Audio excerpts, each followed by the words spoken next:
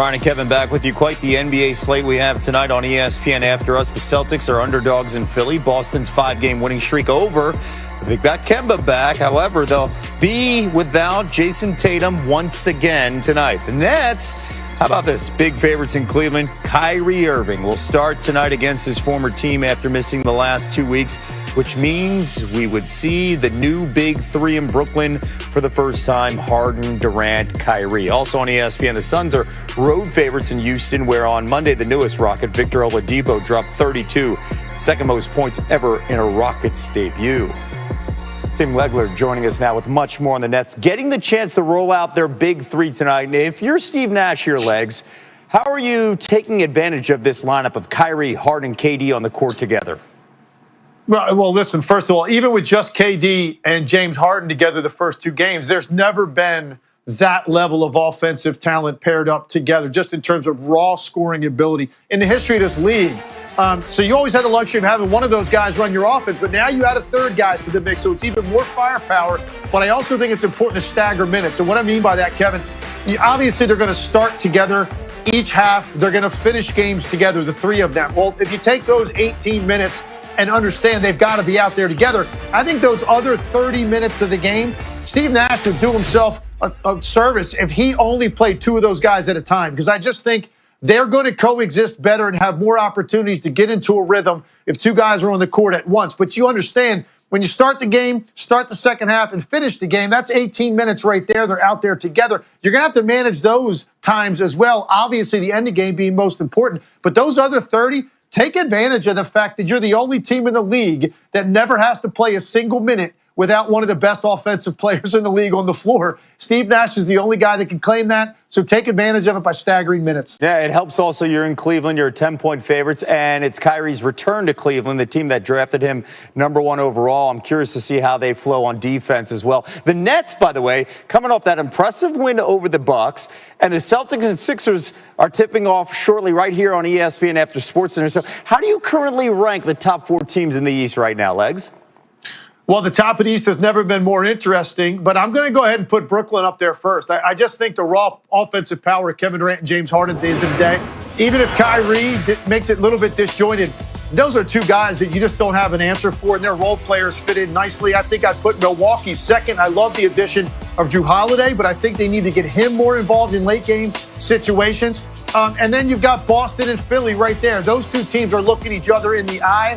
Philadelphia had that great start. Now they're dealing with some injuries, and COVID has affected that team. So they've disrupted their rhythm. I think this game against Boston is a great barometer game to see where those two teams stand. But ultimately, if Boston is at full strength with where Tatum and Brown have taken their games, I think Boston I'd probably put slightly ahead of Philly at this point. Excellent point. The elite part of the East, it's going to be fun tonight, especially we saw a video coming in of Joel Embiid coming off that sore knee. He is in the lineup tonight. Looking forward to some good games, Legs. Thank you. You got it, Kevin. Tony, Mike, thank you. We're following a developing story surrounding the return of Kyrie Irving. New video coming in the last hour here on SportsCenter. After missing the last 7 games, the Nets star, there he is, back in the lineup tonight against his former team, the Cavaliers. Kyrie was away from the team for 5 games, sat out the last 2 to work on his conditioning. NBA reporter Malika Andrews joining us now live from Rocket Mortgage Fieldhouse in Cleveland. Malika, Nets coach Steve Nash, he spoke to reporters within the last hour. What did he say about managing Kyrie back on the court now?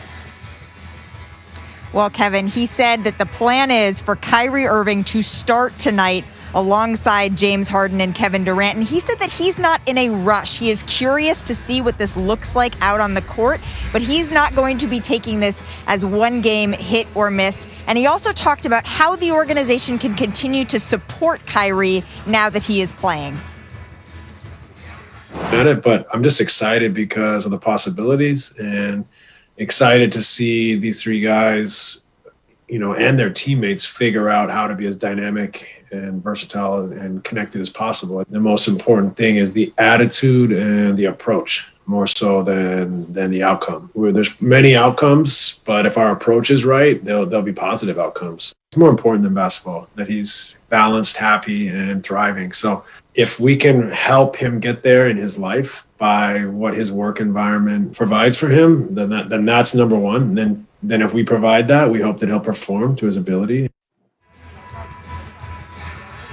So Steve Nash also said when I asked him whether or not Kyrie Irving was on a minutes restriction after that extended hiatus, he said that his approach is going to be, we're going to be mindful with his minutes rather than say he has a specific amount. That being said, he's hopeful that this will not be a game where Kyrie Irving has to play 40-plus minutes because it is so close coming down to the wire. He wants this to be something where he's building his legs back up, but they also get a sampling of seeing their new big three out on the court. It'll likely be Jeff Green that is going to be bumped from that starting lineup, and it will also be interesting to watch how they fare on the defensive end because Steve Nash has been so in tune with them improving on that end of the ball. Good stuff right there, Malika. The Nets have won 4 straight, including a 2-0 start with administration. So I asked Steph whether he wanted to go to the White House to celebrate.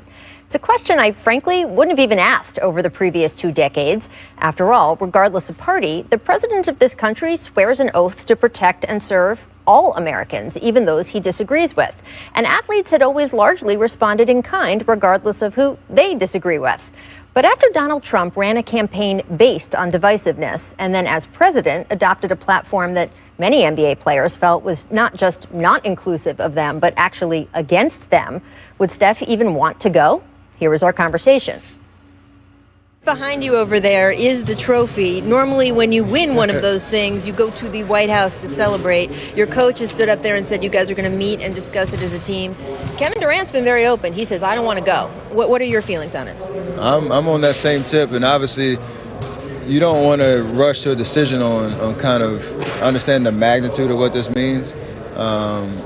We have an opportunity to send a statement that hopefully encourages unity, encourages us to just appreciate what it means to be American and stand for something. So whether that's whatever your opinion is on either side, that's what we want to take this advantage of this opportunity. I just want to be very clear. You're saying you have the opportunity to say you're standing for something by not going? For me, yeah, that's going to be my vote when we meet with the team. Not long after that aired on The Jump, Fox News picked it up, which means, guess who saw it? Yeah, which led to the tweet, quote, going to the White House is considered a great honor for a championship team. Stephen Curry is hesitating. Therefore, invitation is withdrawn, which prompted LeBron a few hours later to answer Trump with, quote, you bum, Steph already said he isn't going, so no invite. Going to the White House was a great honor until you showed up. Memories. Over the following years, we'd watch the President of the United States regularly attack various athletes, almost exclusively athletes of color. He called NFL players sons of bitches. He questioned black basketball players' intelligence. And boy, did he make it clear what he thought of female athletes. Not a single women's team that won a championship over the past 4 years was invited to the White House. Not even the wildly popular Team USA group that won the Women's World Cup. They're called Team USA America. Okay, anyway. Now, Trump did host plenty of other athletes at the White House. Personally, for me, the LSU football team, using the most hallowed building in America as a dance floor for Get the Gat. Yeah, that is always going to stick out.